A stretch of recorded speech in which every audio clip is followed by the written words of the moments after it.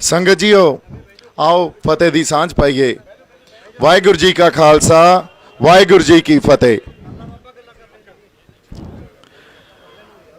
सरदार सिमरजीत सिंह बैंस भाई जी मखू साहब ते सारियां शख्सियतां सारिਆਂ ਨੂੰ जी आया कहने आ।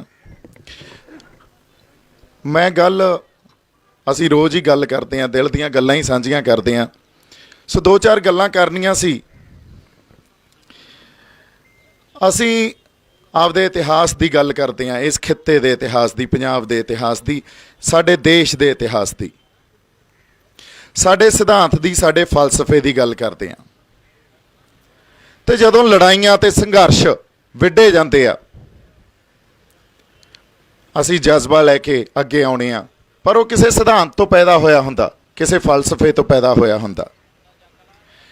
सो साडा सिद्धांत ते साडा फलसफा की आ? साडा फलसफा 900 साल की गुलामी नूं जिन्हें चैलेंज किया सी,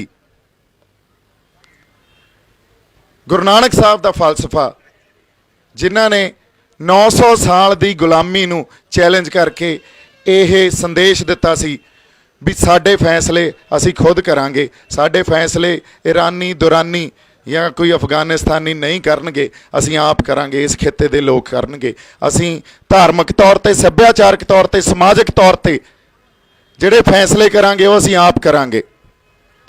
हुण जे असी उस सिद्धांत नूं भुल जाइए जिस सिद्धांत ते फिर गुरु अर्जन देव पातशाह ने पहरा दिता ते शहीदी दिती इस देश के लोगों लई, श्री गुरु हरगोबिंद साहब ने पहरा दिता ते अकाल श्री अकाल तख्त साहब साडी आज़ादी का प्रतीक साडे सामने खड़ा। मैं कल्ली पंजाब की गल नहीं करता, मैं यूनीयन ऑफ इंडिया की इस खित्ते की, इस जिन्हों अज हिंदुस्तान कह रहे हैं, उस हिंदुस्तान की गल कर रहे हैं। जे उत्थों के इतिहास नूं असी श्री गुरु तेग बहादुर जी की कुर्बानी ते उन्हां दी जिहड़ी उन्होंने हुकूमत नाल टक्कर लई, उस इतिहास तो बिना कल्पांगे तो नहीं कल्पिया जा सकता, उस फलसफे तो बिना कल्पांगे तो नहीं कल्पिया जा सकता। 10वें पातशाह की कुर्बानी, 10वें पातशाह की उस सिद्धांत ते पहरे दिंदे होए साडे देश लई ते साडी कौम लई उस कुर्बानी तो बिना जे असीं कल्पिया इस पंजाब नूं या इस देश नूं या साडे इतिहास नूं कल्पिया जा सकता, तो मैनूं लगदा नहीं कल्पिया जा सकता। हुण जदों असीं कोई संघर्ष लड़दे हां, जदों कोई लड़ाई विढ़दे आ, वो किसी ना किसी फलसफे ते खड़ी हुंदी आ। साडा इतिहास उस फलसफे तो ही निकलिया। साडा इतिहास किसी कम्यूनिस्ट फलसफे तो, किसी सोशलिस्ट फलसफे तो, किसी रशियन रेवल्यूशन तो, किसी अमेरिकन फलसफे तो या अमेरिकन रेवल्यूशन तो नहीं निकलिया। सो जदों अज असीं लड़ाई लड़नी आ, ये तय करना भी साडा सिद्धांत की आ, साडा फलसफा की आ, साडा पहला फर्ज बन जाता।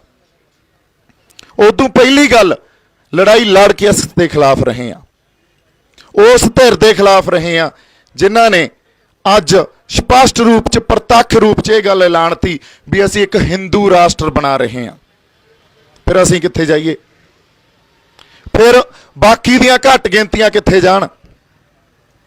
फिर साडियां दस्तारां, असीं खंडे बाटे दी पौल, साडा इतिहास, साडे तख्त, साडे गुरु साहिबानां दे फलसफे वो कित्थे जाण? फिर जिहड़ी कॉन्स्टिट्यूशन तुसीं सिरजी आ, डॉक्टर BR अंबेडकर की लिखी हुई कोट इत्थे साडे सामने आ, इहदे च लिखिया होया, if I find the constitution being misused I shall be the first one to burn it. First one to burn it, what does it mean? इहदा मतलब यह आ भी जे किते किसी ने कॉन्स्टिट्यूशन मिसयूज की तो मैं पहला बंदा होऊंगा जिहड़ा बर्न करूँगा। जे असीं इस संविधान की, इस कॉन्स्टिट्यूशन की गल करते हैं तो जदों हिंदू राष्ट्र का सानू फलसफा दिंदे आ ये, वो तो ये स्पष्ट रूप च विरोध आ। फिर असीं क्यों ना उस सिस्टम नूं चैलेंज करिए? हुण जदों गुरु साहबान के सिद्धांत ते, गुरु नानक साहब के सिद्धांत ते, उन्हां दे फलसफे ते चलदे आ, उन्होंने रियायतां की मंग नहीं कीती सी, उन्होंने हुकूमतां नूं ललकारिया सी, सिस्टम नूं ललकारिया सी। 10वें पातशाह ने, 9वें पातशाह ने, 10वें पातशाह ने हुकूमतां नूं ललकारिया सी, सिस्टम नूं ललकारिया सी, वंगारिया सी। साडे तो गलती कित्थे हुई?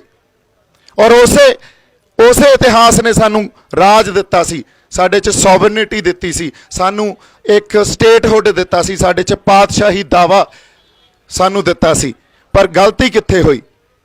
ਗਲਤੀ ਸਾਡੇ ਤੋਂ ਹੋਈ ਜਦੋਂ ਅਸੀਂ ਸੰਘਰਸ਼ ਵਿੱਢਦੇ ਹਾਂ, ਲੜਾਈਆਂ ਲੜਦੇ ਹਾਂ। ਅਸੀਂ ਹਕੂਮਤ ਨੂੰ ਜਾਂ ਸਿਸਟਮ ਨੂੰ ਨਹੀਂ ਲਲਕਾਰਦੇ, ਅਸੀਂ ਖੈਰਾਤਾਂ ਮੰਗਦੇ ਹਾਂ। ਅੱਜ ਵੀ ਜਦੋਂ 1960 ਚ ਗ੍ਰੀਨ ਰੈਵੋਲੂਸ਼ਨ ਆਇਆ, ਤੁਸੀਂ ਉਸ ਵੇਲੇ ਦੇ ਐਡੀਟੋਰੀਅਲ ਪੜ੍ਹ ਕੇ ਦੇਖ ਲਓ, ਅਖਬਾਰਾਂ 'ਚ ਆਏ ਹੋਏ, ਸਪੈਸ਼ਲੀ ਪੰਜਾਬੀ ਟ੍ਰਿਬਿਊਨ 'ਚ, ਜਾਂ ਉਸ ਵੇਲੇ ਜਿਹੜੀਆਂ ਜਦੋਂ ਇੱਥੇ ਕੋਈ ਅਖਬਾਰਾਂ ਚੱਲਦੀਆਂ ਸੀ, ਉਹਦੇ 'ਚ ਇੰਟਲੈਕਚੁਅਲ, ਉਸ ਵੇਲੇ ਦੀ ਇੰਟਲੈਕਚੁਅਲ ਕਲਾਸ ਨੇ ਜਾਂ ਬੁੱਧੀਜੀਵੀਆਂ ਨੇ ਜਾਂ ਜਿਹੜੇ ਪੰਜਾਬ ਦੇ ਨਾਲ ਲੋਕ, ਸਾਡੇ ਲੋਕ ਇਸ ਧਰਤੀ ਨਾਲ ਵਫਾਦਾਰੀ ਨਿਭਾਉਂਦੇ ਸੀ, ਉਹਨਾਂ ਨੇ ਪ੍ਰਤੱਖ ਰੂਪ 'ਚ ਇਹਦਾ ਵਿਰੋਧ ਕਰਕੇ ਇਹ ਲਿਖਿਆ ਸੀ ਵੀ ਇਸ ਗ੍ਰੀਨ ਰੈਵੋਲੂਸ਼ਨ ਦੇ ਨਾਲ ਇੱਥੋਂ ਇੰਟਲੈਕਚੁਅਲ ਕਲਾਸ ਚਲੀ ਜਾਊਗੀ, ਪ੍ਰਵਾਸ ਹੋਣ ਲੱਗ ਜੂਗਾ, ਤੇ ਪੰਜਾਬ ਆਪਦੇ ਫਲਸਫੇ ਤੋਂ, ਆਪਦੇ ਸਿਧਾਂਤਾਂ ਤੋਂ ਭਟਕ ਜੂਗਾ। ਪੰਜਾਬ ਦਾ ਵਾਤਾਵਰਨ, ਇਨਵਾਇਰਮੈਂਟਲ ਕ੍ਰਾਈਸਿਸ ਬਹੁਤ ਵੱਡਾ ਵੱਧ ਜੂਗਾ। ਇਹ ਜਿਹੜਾ 10 20 ਜਾਂ 25 ਸਾਲਾਂ ਤੱਕ ਤਾਂ ਸਾਨੂੰ ਬਹੁਤ ਕੁਝ ਦੇਣਾ, ਪਰ ਉਦੋਂ ਬਾਅਦ ਇਹਦੇ ਜਦੋਂ ਅਗਲੇ ਕੌਨਸੀਕੁਐਂਸਿਸ ਜਾਂ ਸਿੱਟੇ ਸਾਹਮਣੇ ਆਉਣਗੇ, ਉਹ ਬਹੁਤ ਭਿਆਨਕ ਹੋਣਗੇ। ਅਸੀਂ ਉੱਥੇ ਹੀ ਖੜੇ ਹਾਂ। ਉਸ ਵੇਲੇ ਵੀ ਅਸੀਂ ਰਿਆਇਤਾਂ ਦੀ ਮੰਗ ਕਰਦੇ ਰਹੇ। ਇੱਕ ਪੀੜ੍ਹੀ ਕਿਸਾਨਾਂ ਦੀ ਖਤਮ ਹੋ ਗਈ, ਆਪਦੀ ਖੇਤੀ ਦੀਆਂ ਉਪਜਾਂ ਦੇ ਲਾਹੇਵੰਦ ਭਾਅ ਮੰਗਦੀ। ਅੱਧੀ ਕੁ ਸਦੀ ਪਹਿਲਾਂ ਕਿਸਾਨ ਜਥੇਬੰਦੀਆਂ ਦੇ ਆਗੂਆਂ ਨੇ ਕਿਸਾਨਾਂ ਦੇ ਹੱਕਾਂ ਜਾਂ ਉਹਨਾਂ ਦੇ ਸ਼ੋਸ਼ਣ ਦੇ ਲਈ ਆਵਾਜ਼ਾਂ ਬੁਲੰਦ ਕਰਨੀਆਂ ਸ਼ੁਰੂ ਕੀਤੀਆਂ, ਪਰ ਮੰਗਦੇ ਕੀ ਰਹੇ? ਰਿਆਇਤਾਂ ਤੇ ਖੈਰਾਤਾਂ। ਇਤਿਹਾਸ ਜਾਂ ਫਲਸਫਾ ਕੀ ਕਹਿੰਦਾ? ਸਾਡਾ ਸਿਸਟਮ ਨੂੰ ਚੈਲੰਜ ਕਰੋ, ਬਿਮਾਰ ਨੂੰ ਨਹੀਂ, ਬਿਮਾਰੀ ਨੂੰ ਪੱਟੋ, ਉਹਦੀ ਜੜ ਨੂੰ ਪੱਟੋ। ਅੱਜ ਅਸੀਂ ਇੱਥੇ ਬੈਠੇ ਕਿਉਂ ਆ? ਇਸੇ ਕਰਕੇ ਇਸ ਗੱਲ ਨੂੰ ਹੀ ਸਮਝ ਕੇ ਬੈਠੇ ਆ। ਇੱਥੇ ਅਸੀਂ ਬਿਮਾਰ ਨੂੰ ਨਹੀਂ ਪੱਟਣਾ। ਇਹ ਤਾਂ ਲੱਛਣ ਆ ਜਿਹੜੇ ਆਰਡੀਨੈਂਸਸ ਆ ਰਹੇ ਆ, ਇਹ ਪੈਦਾ ਕਿੱਥੋਂ ਹੋ ਰਹੇ ਆ? ਉਸ ਬਿਮਾਰੀ ਨੂੰ ਪੱਟੀਏ। ਸਾਡੇ ਲਈ ਸਾਡੀ ਖੁਦਮੁਖਤਿਆਰੀ ਮੰਗੀ, ਆਪਦੇ ਫੈਸਲੇ ਆਪ ਕਰਨ ਦਾ ਹੱਕ ਮੰਗੀਏ। ਸਾਡਾ ਹੱਕ ਆ ਇਹ। ਜੇ ਅਸੀਂ ਆਪਦੇ ਹੱਕਾਂ ਨੂੰ ਨਹੀਂ ਸਮਝਾਂਗੇ, ਫਿਰ ਮੰਗਾਂ ਕੀ ਰੱਖ ਸਕਾਂਗੇ? ਸੋ ਪਹਿਲੀ ਗੱਲ ਜਿਹੜੀ ਸਾਨੂੰ ਸਮਝ ਨਹੀਂ ਆ ਕਿ ਇਸ ਫਲਸਫੇ ਨੂੰ ਲੈ ਕੇ ਲੜਾਈ ਲੜੀ ਜਾਣੀ ਚਾਹੀਦੀ ਆ। ਅਗਲੀ ਗੱਲ, ਸਾਡਾ ਦੁਸ਼ਮਣ ਕੌਣ ਆ? ਕਿਸ ਦੁਸ਼ਮਣ ਨਾਲ ਮੱਥਾ ਲਾਈ ਬੈਠੇ ਆ? ਦੁਸ਼ਮਣ ਅੱਜ ਉਹ ਤੇਰਾ ਜਿਹੜੇ ਦੇ ਕੋਲੇ ਹਉਮੈ ਆ, ਐਡਾ ਵੱਡਾ ਹੰਕਾਰ ਆ ਆਪਦੇ ਉਸ ਰਾਜ ਦਾ, ਆਪਦੀ ਸਰਕਾਰ ਦਾ, ਤੇ ਜਿਹੜੇ ਸਿਸਟਮ ਨੂੰ ਉਹ ਚਲਾਈ ਜਾਂਦੇ ਆ। ਇਹਦਾ ਪ੍ਰਤੱਖ ਰੂਪ 'ਚ ਸਾਡੇ ਸਾਹਮਣੇ ਰੀਸੈਂਟ ਐਗਜ਼ਾਮਪਲ ਆ। ਸਾਡੀ ਕਿਸਾਨ ਜਥੇਬੰਦੀਆਂ ਨੇ ਇਹ ਗੱਲ ਸੋਚੀ ਵੀ ਚਲੋ ਟੇਬਲ ਟਾਕ ਕਰ ਲੈਂਦੇ ਆ, ਜਾ ਕੇ ਉਹਨਾਂ ਦੇ ਨਾਲ ਜਾ ਕੇ ਬਹਿਨੇ ਆ, ਪਰ ਕੀਤਾ ਕੀ? ਉਹਨਾਂ ਨੇ ਹਿਊਮਿਲੇਟ ਕੀਤਾ। ਸਾਨੂੰ ਭਰਮ ਪੈਦਾ ਹੋ ਗਿਆ ਸੀ ਵੀ ਅਸੀਂ ਬਹੁਤ ਵੱਡਾ ਦਬਾਅ ਬਣਾ ਬੈਠੇ ਆ ਉਹਨਾਂ ਤੇ ਕਿਤੇ, ਪਰ ਉਹ ਭਰਮ ਟੁੱਟਿਆ। ਜਦੋਂ ਜਾ ਕੇ ਟੇਬਲ ਤੇ ਬੈਠੇ ਉਹ ਭਰਮ ਟੁੱਟਿਆ ਤੇ ਸਾਡੇ ਜਥੇਬੰਦੀਆਂ ਦੇ ਆਗੂ ਹਰਟ ਹੋਏ ਤੇ ਉੱਥੇ ਜਾ ਕੇ ਨਾਅਰੇ ਵੀ ਲਾਉਣ ਲੱਗ ਗਏ ਤੇ ਬਿੱਲ ਵੀ ਫਾੜਨ ਲੱਗ ਗਏ। ਇਹਦਾ ਮਤਲਬ ਸਾਨੂੰ ਸਾਡੇ ਦੁਸ਼ਮਣ ਦੀ ਸਮਝ ਹੀ ਨਹੀਂ, ਉਹਦਾ ਹਿਊਮਿਲੇਟ ਕਰਦਾ, ਹੰਕਾਰੀ ਆ। ਉਹਨਾਂ ਨਾਲ ਲੜਾਈ ਕਿਵੇਂ ਲੜਨੀ ਆ? ਸਾਨੂੰ ਪਹਿਲਾਂ ਤੈਅ ਕਰਨਾ ਪਊਗਾ। ਲੜਾਈ ਪਹਿਲਾਂ ਤੈਅ ਕਰਕੇ ਜਿੱਤੀ ਜਾਂਦੀ ਆ, ਫੇਰ ਲੜੀ ਜਾਂਦੀ ਆ। ਜੇ ਅਸੀਂ ਸਿੱਧਾ ਜਾ ਕੇ ਲੜਨ ਲੱਗ ਜਾਈਏ ਤੇ ਜਿੱਤਣ ਦੀ ਆਸ ਕਰੀਏ, ਫੇਰ ਤਾਂ ਨਹੀਂ ਜਿੱਤ ਸਕਦੇ। ਸੋ ਦੂਜੀ ਗੱਲ, ਅਸੀਂ ਕਹਿੰਦੇ ਆ ਹਮੇਸ਼ਾ ਹੀ, ਆਪਾਂ ਇਹ ਕਹਿੰਦੇ ਆ ਇਕੱਠੇ ਹੋਈਏ। ਇਹ ਬਹੁਤ ਵਧੀਆ ਗੱਲ ਆ, ਇਕੱਠੇ ਹੋਈਏ, ਪਰ ਪੋਲੀਟੀਕਲ ਏਜੰਡੇ ਨੂੰ ਛੱਡ ਕੇ ਇਕੱਠੇ ਹੋਈਏ। ਜੇ ਪੋਲੀਟੀਕਲ ਏਜੰਡੇ ਨੂੰ ਰੱਖ ਕੇ ਇਕੱਠੇ ਹੋਵਾਂਗੇ ਤਾਂ ਉਹਦਾ ਡਿਵਾਈਡ ਕਰੂਗਾ, ਅਸੀਂ ਇਕੱਠੇ ਨਹੀਂ ਹੋ ਸਕਦੇ ਕਦੇ ਵੀ। ਜੇ ਲੜਾਈ ਲੜਨੀ ਆ, ਪੋਲੀਟੀਕਲ ਏਜੰਡਿਆਂ ਨੂੰ ਪਾਸੇ ਰੱਖ ਦਈਏ, ਵਿਚਾਰਾਂ ਦੇ ਵਖਰੇਵਿਆਂ ਉਹਨੂੰ ਪਾਸੇ ਰੱਖ ਦਈਏ, ਫੇਰ ਇਕੱਠੇ ਹੋਈਏ। ਉਹਨੂੰ ਕਹਿੰਦੇ ਅਸੀਂ ਇਕੱਠੇ ਹੋ ਕੇ ਲੜਾਈ ਲੜ ਰਹੇ ਹਾਂ। ਇੱਕ ਲੜਾਈ ਇਸ ਮੋਰਚੇ ਤੋਂ ਲੜੀ ਜਾ ਸਕਦੀ ਆ, ਇੱਕ ਲੜਾਈ ਬਠਿੰਡੇ ਦੇ ਮੋਰਚੇ ਤੋਂ ਲੜੀ ਜਾ ਸਕਦੀ ਆ, ਇੱਕ ਫਰੀਦਕੋਟ ਦੇ ਮੋਰਚੇ ਤੋਂ ਵੀ ਲੜੀ ਜਾ ਸਕਦੀ ਆ, ਪਟਿਆਲੇ ਦੇ ਮੋਰਚੇ ਤੋਂ ਵੀ ਲੜੀ ਜਾ ਸਕਦੀ ਆ, ਪਰ ਇਹ ਸਾਂਝੀ ਲੜਾਈ ਮਿਥੀ ਜਾਊਗੀ। ਇੱਕ ਜਗ੍ਹਾ ਬੈਠ ਕੇ ਇਕੱਠੇ ਹੋ ਕੇ ਕਦੇ ਵੀ ਮੋਰਚੇ, ਸਾਡੇ ਇਤਿਹਾਸ 'ਚ ਵੀ ਇੱਕ ਜਗ੍ਹਾ ਮੋਰਚੇ ਨਹੀਂ ਲੱਗਦੇ ਹੁੰਦੇ, ਥਾਂ ਤੇ ਮੋਰਚੇ ਵਿੱਢਦੇ ਆ, ਥਾਂ ਤੋਂ ਲੜਾਈਆਂ ਲੜਦੇ ਆ। ਇਹਦਾ ਮਤਲਬ ਇਹ ਨਹੀਂ ਅਸੀਂ ਵੱਖਰੇ ਆ, ਅਸੀਂ ਇਕੱਠੇ ਆ, ਪਰ ਇੱਕ ਐਸਾ ਸੈਂਸ ਆਫ ਬਿਲੋਂਗਿੰਗਨੈਸ ਆ ਜਿਹੜਾ ਉਸ ਸੰਘਰਸ਼ ਲਈ, ਉਸ ਲੜਾਈ ਲਈ, ਇਹ ਸਾਡੇ ਦਿਲਾਂ 'ਚ ਹੋਣਾ ਬਹੁਤ ਜ਼ਰੂਰੀ ਆ। ਅਗਲੀ ਗੱਲ ਇਕੱਠੇ ਹੋਣ ਦੀ ਇੱਕ ਇਹ ਵੀ ਆ, ਇੱਕ ਪਾਸੇ ਸਾਡਾ, ਇਹਦਾ ਮੈਂ ਇੱਕ ਹੋਰ ਐਗਜ਼ਾਮਪਲ ਦਿੰਦਾ, ਇੱਕ ਪਾਸੇ ਸਾਡਾ ਕਾਨੂੰਨੀ ਸੰਘਰਸ਼ ਚੱਲ ਰਿਹਾ ਹੋਵੇ, ਇੱਕ ਪਾਸੇ ਪੋਲੀਟੀਕਲ ਡਿਪਲੋਮੈਸੀ ਦਾ ਸੰਘਰਸ਼ ਚੱਲ ਰਿਹਾ ਹੋਵੇ, ਇੱਕ ਪਾਸੇ ਅਸੀਂ ਆਪਦਾ ਬਿਰਤਾਂਤ ਸਿਰਜ ਰਹੇ ਹੋਈਏ, ਆਪਦਾ ਨੈਰੇਟਿਵ ਸਿਰਜ ਰਹੇ ਹੋਈਏ, ਕਿਉਂਕਿ ਸਰਕਾਰ ਸਾਡੇ ਖਿਲਾਫ ਆਪਦਾ ਨੈਰੇਟਿਵ ਸਿਰਜ ਰਹੀ ਆ। ਸਾਡੇ ਵੀ ਇੰਟਲੈਕਚੁਅਲ ਕਲਾਸ ਜਾਂ ਸਾਡੇ ਬੁੱਧੀਜੀਵੀ ਆਪਦਾ ਨੈਰੇਟਿਵ ਸਿਰਜ ਕੇ ਲੋਕਾਂ ਨੂੰ ਜਗਾ ਰਹੇ ਹੋਣ। ਸੰਘਰਸ਼ ਦੇ ਪੜਾਅ ਹੁੰਦੇ ਆ, ਵੱਖ-ਵੱਖ ਪਹਿਲੂ ਹੁੰਦੇ ਆ, ਇਹਨਾਂ ਸਾਰਿਆਂ ਤੇ ਪਹਿਰਾ ਦੇਣਾ ਬਣਦਾ। ਜਿਸ ਦੁਸ਼ਮਣ ਨਾਲ ਅਸੀਂ ਲੜ ਰਹੇ ਹਾਂ, ਮੈਂ ਇੱਕ ਗੱਲ ਸੰਗਤ ਸਾਹਮਣੇ ਅੱਜ ਸਾਂਝੀ ਕਰਨੀ ਚਾਹਣਾ। ਉਸ ਦੁਸ਼ਮਣ ਨੇ, ਜੇ ਕਾਨੂੰਨੀ ਸੰਘਰਸ਼ ਦੀ ਗੱਲ ਕਰੀਏ, ਜਿਹਦੇ ਤੇ ਅਸੀਂ ਸਿਰ ਜੋੜ ਕੇ ਹੀ ਨਹੀਂ ਬੈਠੇ, ਅਸੀਂ ਤਾਂ ਆਪਦੀਆਂ ਲੱਤਾਂ ਖਿੱਚੀ ਜਾਂਦੇ ਹਾਂ ਇੱਕ ਦੂਜੇ ਦੀਆਂ। ਕਿਉਂ ਖਿੱਚੀ ਜਾਂਦੇ ਆ, ਮੈਨੂੰ RSS ਦਾ ਏਜੰਟ ਬਣਾਈ ਬੈਠੇ ਆ, ਉਹ ਗੱਲਾਂ ਨੂੰ ਬਾਅਦ ਚ ਦੇਖ ਲਾਂਗੇ, ਮੇਰਾ ਕੈਰੈਕਟਰ ਸਰਟੀਫਿਕੇਟ ਬਾਅਦ ਚ ਲੈ ਲਾਂਗੇ। ਪਰ ਜਿਸ ਧਿਰ ਨਾਲ ਲੜ ਰਹੇ ਆ ਉਹ ਧਿਰ ਐਡੀ ਹੰਕਾਰੀ ਆ, ਐਡੀ ਵੱਡੀ ਹਉਮੈ ਆ ਉਹਨਾਂ 'ਚ। ਜਦੋਂ ਕੋਈ ਕਾਨੂੰਨ ਬਣਦਾ ਤਾਂ ਇੱਕ ਕੋਈ ਵੀ ਬਿੱਲ ਪਾਸ ਹੁੰਦਾ, ਅੱਜ ਐਗਰੀਕਲਚਰ ਤੇ ਕਾਨੂੰਨ ਬਣਿਆ, ਖੇਤੀ ਤੇ ਬਣਿਆ, ਤਾਂ ਪਾਰਲੀਮੈਂਟਰੀ ਕਮੇਟੀ ਫॉर ਐਗਰੀਕਲਚਰ ਦੇ ਕੋਲੇ ਉਹਦੀ ਰਿਕਮੈਂਡੇਸ਼ਨ ਜਾਂਦੀ ਆ ਵੀ ਇਸ ਕਾਨੂੰਨ ਤੇ ਆਪਦੀ ਰਿਕਮੈਂਡੇਸ਼ਨ ਦਿਓ। ਜਿਸ ਹਿਸਾਬ ਨਾਲ ਸਰਕਾਰ ਨੂੰ ਮੈਂ ਸਮਝਦਾ ਜਾਂ ਉਹਨਾਂ ਦੀ ਮਾਨਸਿਕਤਾ ਜਾਂ ਤਾਸੀਰ ਸਮਝਦਾ, ਉਹਨਾਂ ਨੇ ਉਸ ਕਮੇਟੀ ਦੀ ਰਿਕਮੈਂਡੇਸ਼ਨ ਅੱਵਲ ਤਾਂ ਲਈ ਨਹੀਂ ਹੋਣੀ, ਜੇ ਲਈ ਆ ਤਾਂ ਉਹਨੂੰ ਕੰਪਲਾਈ ਨਹੀਂ ਕੀਤਾ ਹੋਣਾ। ਜਦੋਂ ਸੁਪਰੀਮ ਕੋਰਟ ਜਾ ਕੇ ਅਸੀਂ ਕਾਨੂੰਨੀ ਲੜਾਈ ਲੜਾਂਗੇ, ਜੇ ਇਹਨਾਂ ਚੀਜ਼ਾਂ ਤੇ ਅਸੀਂ ਰਿਸਰਚ ਕਰੀਏ, ਸੁਪਰੀਮ ਕੋਰਟ 'ਚ ਚਾਹੇ ਉਹਨਾਂ ਦੇ 10 ਜੱਜ ਬੈਠੇ ਹੋਣ, ਪਰ ਜੇ ਕਿਤੇ ਉਹ ਰਿਕਮੈਂਡੇਸ਼ਨ 'ਚ ਖਤਾ ਖਾਧੀ ਹੋਵੇ, ਉਹਨਾਂ ਨੇ ਐਗਜ਼ੈਂਪਸ਼ਨ ਨਾ ਲਈ ਹੋਵੇ, ਪਾਰਲੀਮੈਂਟਰੀ ਕਮੇਟੀ ਔਰ ਐਗਰੀਕਲਚਰ ਦੀ ਰਿਪੋਰਟ ਨੂੰ ਮੰਨ ਕੇ ਉਹ ਸੋਧ ਨਾ ਕੀਤੀ ਹੋਵੇ ਬਿੱਲਾਂ 'ਚ, ਤਾਂ ਸੁਪਰੀਮ ਕੋਰਟ ਦੇ ਜੱਜ ਦੀ ਹਿੰਮਤ ਨਹੀਂ ਆ ਵੀ ਸਾਡੇ ਹੱਕ 'ਚ ਫੈਸਲਾ ਨਾ ਦੇਵੇ ਤੇ ਇਹਨਾਂ ਕਾਨੂੰਨਾਂ ਨੂੰ ਸਟੇ ਨਾ ਕਰੇ। ਤੇ ਜਿਸ ਤਰ੍ਹਾਂ ਜਿਸ ਸਰਕਾਰ ਨਾਲ ਅਸੀਂ ਲੜ ਰਹੇ ਹਾਂ, ਮੈਂ 200% ਸ਼ੋਰ ਹਾਂ ਵੀ ਉਹਨਾਂ ਨੇ ਇੱਥੇ ਕਿਤੇ ਨਾ ਕਿਤੇ ਕੋਈ ਨਾ ਕੋਈ ਲਖਿਊ ਨਾ ਪਿਆ, ਕਿਉਂਕਿ ਹੰਕਾਰ ਆ ਜਿਹੜੀ ਹਉਮੈ ਆ, ਇਹ ਗੱਲ ਇਹਨਾਂ ਚੀਜ਼ਾਂ ਨੂੰ ਇਗਨੋਰ ਕਰਕੇ ਕਰਦੇ ਆ। ਇਹਨਾਂ ਨੇ ਤਾਂ ਦੇਖ ਲਓ ਮਤ ਕਿਸ ਤਰ੍ਹਾਂ ਕਾਨੂੰਨ ਪਾਸ ਕਰਾਏ, ਸਪੈਸ਼ਲ ਇੱਕ ਪਾਰਲੀਮੈਂਟ ਦਾ ਸਪੈਸ਼ਲ ਇੱਕ ਸੈਸ਼ਨ ਬੁਲਾਇਆ ਜਿੱਥੇ ਕੋਈ ਸਵਾਲ ਜਵਾਬ ਨਹੀਂ,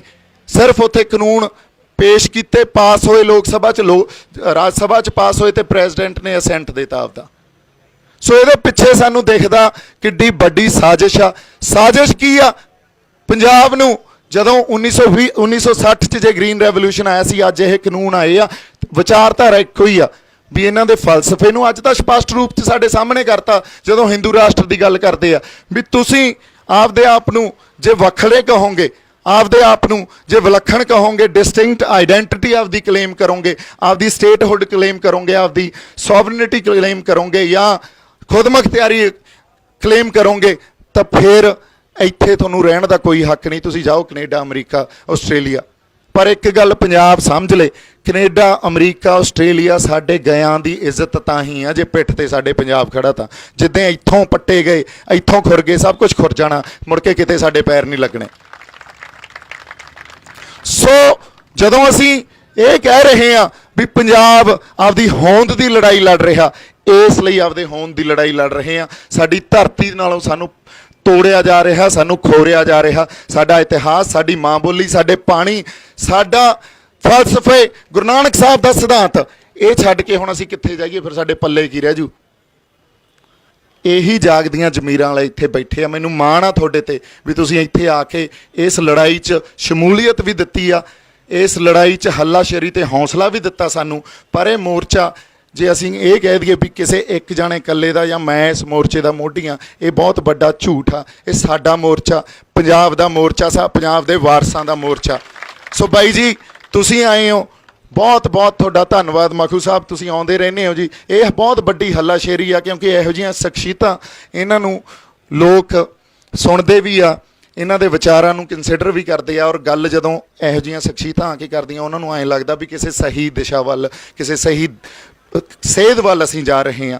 ਸੰਘਰਸ਼ ਲੜੇ ਜਾਂਦੇ ਆ, ਪਰ ਪਿੱਛੇ ਭਾਵਨਾ ਕੀ ਹੁੰਦੀ ਆ ਵੀ ਸੰਘਰਸ਼ ਜਿੱਤੇ ਜਾਣ। ਉਹ ਭਾਵਨਾ ਨੂੰ ਅਸੀਂ ਆਪਦੇ ਅੰਦਰੋਂ ਤਾਂ ਨਹੀਂ ਕਿਤੇ ਝੁਠਲਾ ਹੀ ਨਹੀਂ ਸਕਦੇ।